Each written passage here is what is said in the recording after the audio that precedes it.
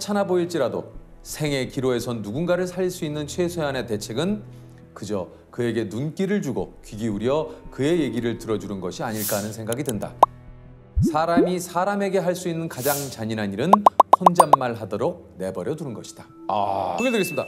판결문 하나로 법정을 울리고 세상에 울림을 주는 부산지방법원 동부지원 박주영 판사님이십니다. 안녕하세요. 네, 반갑습니다. 반갑습니다. 네. 소개를 좀 직접 해주시죠, 판사님. 네, 부산지방법원 동부지원에서 형사재판을 맡고 있는 박주영이라고 합니다.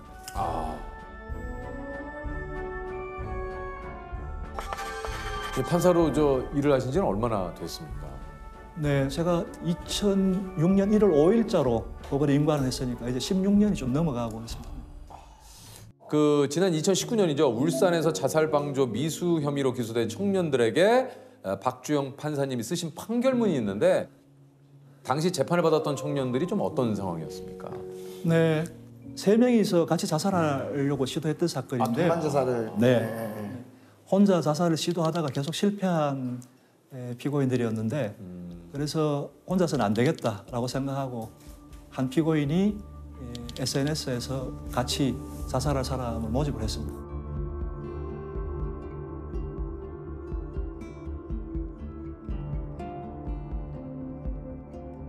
그래서 3명이 모여서 울산의 여관방에서 자살 시도를 했는데 그중에 한 친구가 이제 마음을 고쳐먹고 다른 사람들을 깨워가지고 자살은 미수에 그쳤는데 한 사람은 의식 불명에 빠져서 응급실에 실려갔다가 며칠 뒤에 도망가 버렸어요.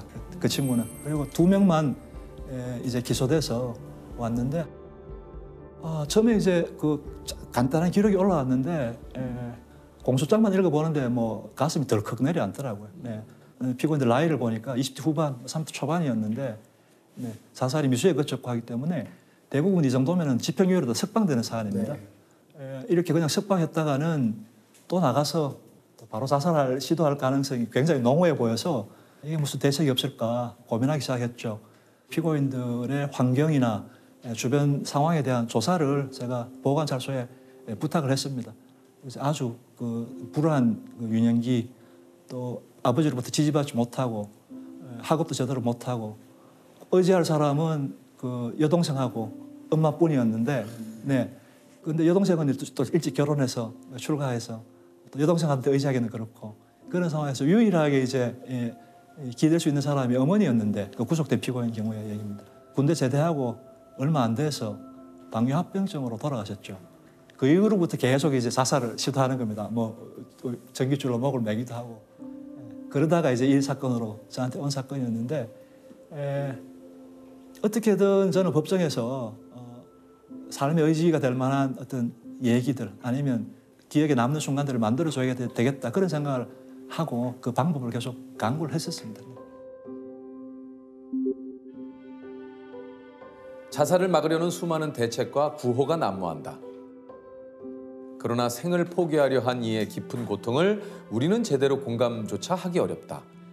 이해하기 힘들지만 밖에서 보기에 별것 없어 보이는 사소한 이유들이 삶을 포기하게 만들듯 보잘것없는 작은 것들이 또 누군가를 살아있게 만든다. 삶과 죽음은 불가해야 한 것이다. 어스름한 미명과 노을이 아름다워서 누군가 내민 손이 고마워서 모두가 떠나도 끝까지 곁을 지켜준 사람에게 미안해서 이 험한 세상에서 지금껏 버텨온 자신이 불쌍하고 대견해서 우리는 살아가고 있는지 모른다. 비록 하찮아 보일지라도 생의 기로에선 누군가를 살릴 수 있는 최소한의 대책은 그저 그에게 눈길을 주고 귀 기울여 그의 얘기를 들어주는 것이 아닐까 하는 생각이 든다. 사람이 사람에게 할 수 있는 가장 잔인한 일은 혼잣말 하도록 내버려 두는 것이다. 사람이 사람에게 할 수 있는 가장 잔인한 일은 혼잣말 하도록 내버려 두는 것이다. 청년들을 위해서 이제 판사님이 재판날 따로 또 준비한 게 있었다고 그래요. 여기 이제 편지도 있고 책 2권과 용돈 20만 원을. 네. 뭐 돈은 주려는 생각은 사실 없었습니다. 없었는데 책은 준비를 해갔을 거예요. 구속된 피고인한테 제가 물어봤죠. 이제 영치되는 금액이 얼마 있느냐, 돈이 얼마 있냐 그러니까 그때 7만 원 정도가 있다고 얘기했던 것 같습니다. 근데 집이 좀 멀었거든요, 울산에서. 그래서 사비는 될 것 같은데 뭐 다른 또 돈이 넉넉하지는 않을 것 같아서 제 주머니에 있는 20만 원을 책에 끼워서 줬습니다. 주면서 제가 계속 걱정했던 건 출소하자마자 또 다른 어떤 나쁜 선택을 할까 봐 그게 제일 걱정이 돼서 조카가 3살이거든요. 네. 동생 집으로 여동생 집으로 빨리 가고 그다음에 조카한테 선물 좀 사서 들고 가라 차비하고 그 당부를 했던 기억이 나네요. 이게 이제 그 판사님이 청년 두 분에게 쓴 편지를 좀 읽어드리자면 피고인들의 삶과 죄에 대한 이야기는 조금 전에 형의 선고로 모두 끝이 났습니다. 이후의 이야기는 여러분이 각자 써내려가야 합니다. 설령 앞으로 채워갈 여러분의 이야기가 애덜프다 해도 이야기는 절대로 도중에 끝나서는 안 됩니다. 저희는 여러분의 못다한 이야기가 너무도 궁금합니다. 지금보다 더 좋은 날이 반드시 올 겁니다. 아직 오지 않은 날을 앞으로 누릴 날을 생각하시기 바랍니다. 참 지금 이렇게 들어도 참 뭉클한데 그 재판 이후에 그 청년들이 어떻게 살고 계신지 혹시 소식 들으셨습니까? 네, 그게 저도 너무 궁금하더라고요. 궁금해서 재판 그날 구속된 피고인이 풀리는 날 바로 그날 당일에 여동생 집으로 전화를 제가 그랬더니만은 구치소에서 나오자마자 바로 이제 그쪽 그 여동생 집으로 갔다라는 얘기를 듣고 거기서 같이 밥을 먹으면서 우리 재판부 전화를 받았다 그래서 일단 그날 뭐 너무너무 홀가분한 마음으로 퇴근을 했고 그리고 그래도 또 계속 궁금하니까 한 6개월쯤 지나서 그 보호관찰소에 그 피고인이 치료를 잘 받는지 정신과 치료를 제가 그 부과를 했었거든요. 심리 치료 같은 거. 근데 물어보니까 치료 잘 받고 있고 새로 일하는 것도 또 잘 하고 있다 그런 얘기를 들었고 그 이후에 또 다시 한 1년쯤 지나서 계속 궁금해하고 있었는데 그 여동생분이 그때 그 판결 뉴스 방송을 유튜브 방송을 보고 그 방송에 댓글을 다셨던 거를 제가 우연히 봤습니다. 그 댓글에 너무 잘 지내고 있고 지금 피고인이 그 당시에 재판 얘기를 하고 뭐 저한테 너무 고마운 마음을 가지고 있다 이런 얘기. 그래서 앞으로 뭐 이렇게 열심히 살겠다라는 그런 내용을 댓글로 남기셔서 정말 말할 수 없이 기뻤습니다. 참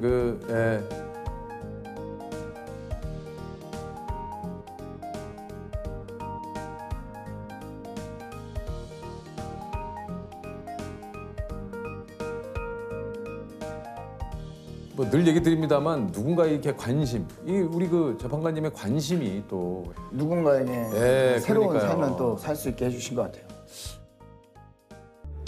선박 건조 현장이었는데 한 달 사이에 4명이가 죽었습니다. 사망했는 사건인데 도저히 이해가 안 되더라고요. 왜 이런 큰 회사의 사업장에서 한 달 사이에 사람들이 죽어나가니까 몇 년 전에도 전력이 계속 있고 이게 도대체 무슨 잘못이 있는가를 눈으로 확인하지 않으면 판결 쓰기가 좀 어렵겠다라는 생각이 좀 들었습니다. 그래서 검찰하고 피고인 측을 설득해서 제가 직권으로 그 현장에 나갔었는데 실제로 가서 보니까 상상하는 것보다 훨씬 위험하더라고요. 그 배 안에서 거의 기다시피 해서 다녔는데 불도 잘 안 들어오지 않고요. 근데 뭐 옆에서 용접하고 있고 실제로 노동자가 근무한 환경 그리고 그 사람이 그곳에서 실제로 사망한 장소에 가보면 전혀 느낌이 다르죠. 사망했을 당시의 그 심정 이런 것들이 고스란히 느껴져서 무거운 마음으로 힘든 생각으로 판결을 썼습니다. 저녁이 있는 삶을 추구하는 이 시대 대한민국에서 삶이 있는 저녁을 걱정하는 근로자와 그 가족들이 다소 존재한다는 현실은 서글프기 그지없다. 우리나라에서 산재 사고 빈발의 가장 큰 원인으로 거론되는 위험의 외주화가 이 사건 각 사고에도 여지없이 그 모습을 드러냈다는 점에서 이 부분을 언급하지 않을 수 없다. 이 우주상에 사람의 생명보다 귀한 것은 있을 수 없다. 빈부나 사회적 지위, 근로 조건의 차이가 현저한 여명의 격차로 이어지는 사회는 암울하다. 피고인들 전부에게 예외 없이 금고형과 징역형을 선택하여 무겁게 처벌하는 이유는 생명은 계량할 수 없는 고귀한 것임을 다시 한번 환기하고자 함에 있다.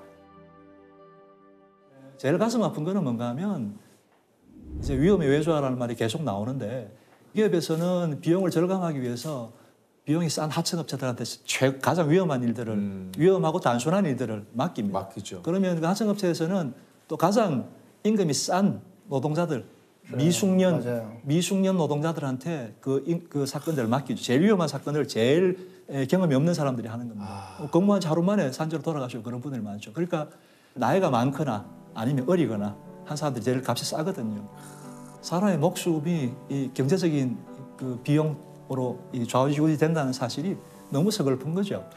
그리고 죽는 사람들은 늘 가난하고 힘없는 아버지나 아들들이 있고요. 그런 분들이 계속 뭐 떨어지고 뭐 끼이고 뭐 잘리고 하는 그런 사건들 당해서 돌아가시는 거 보면은 정말 너무 비정하다는 생각이 들고 지금은 물론 중대재해처벌법이라는 게 생겼지만 네. 그 당시만 해도 산업안전보건법으로 규율을 했었는데 산업안전보건법이 형이 약해서 대기업에 부과하는 벌금이 1,500만 원 정도였거든요. 그러니까 사람이 뭐 4명이나 죽는데 제 사건이 그랬습니다. 네. 그런 상황들이 너무 비정하게 느껴졌죠. 네.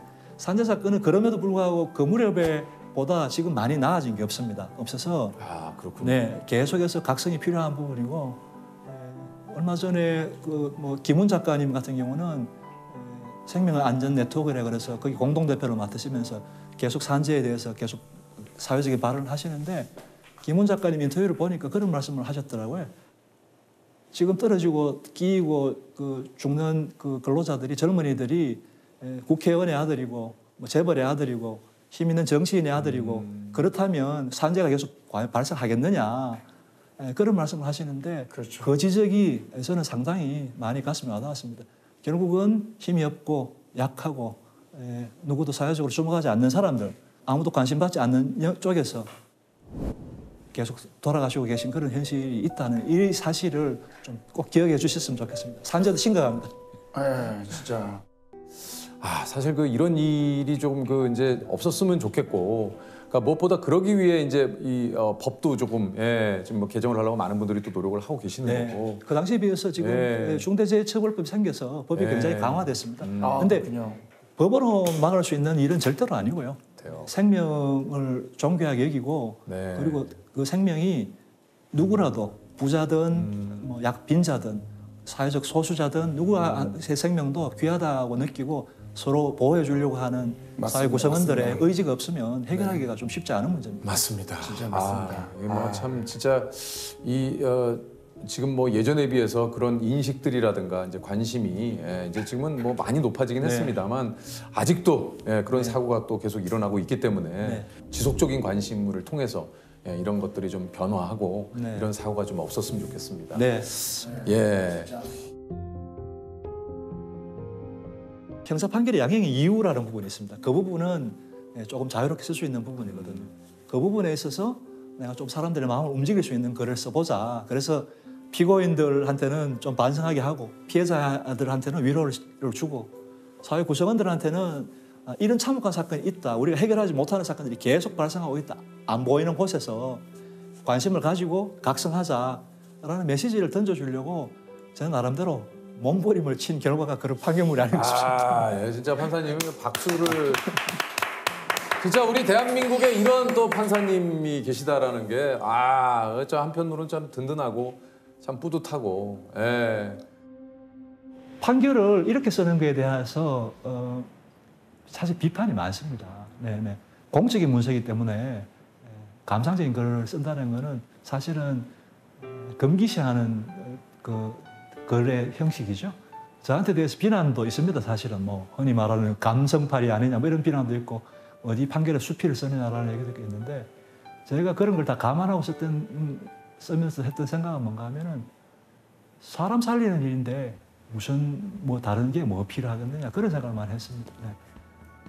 개인적인 비난이나 이런 거는 뭐 얼마든지 감수할 수 있고 혹시라도 구설이 오르면 판사직은 뭐 그냥 접어도 된다라는 생각으로 썼고 우리 사회를 조금 더 좋은 방향으로 이끌 수 있는 그런 계기가 된다면 뭐 그런 거는 별로 중요한 문제라고 생각을 안 했습니다. 근데 뭐 다행히 그게 좀 좋은 쪽으로 받아들여 주셔가지고 결과가 저로서도 뭐 참 보람 있었던 사건이었죠. 오늘 판사님이시니까 판사님이 생각하는 판사는 어떤 일을 하는 사람 같은지요? 판사는 기본적으로 법을 해석하고 선언하는 사람입니다. 한마디로 제가 표현하자면 흔히 하는 말인데 판사는 마지막에 쓴 사람이다라는 표현을 많이 합니다. 실질적으로 국가 권력이 법원 이후에는 판단하는 사람이 없거든요.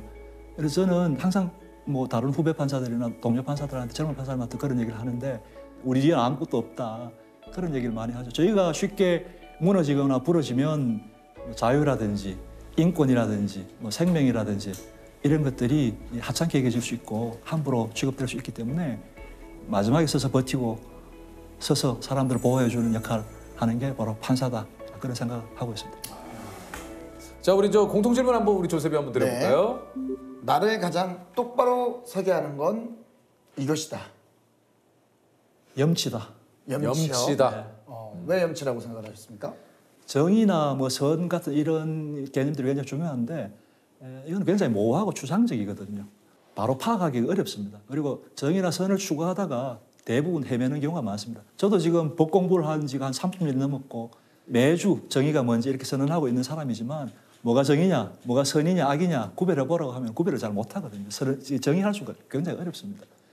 근데 이렇게 모호하다고 생각하기 시작하면 결과가 어떻게 되는가 하면 정의나 선을 회의하기 시작하는 거죠.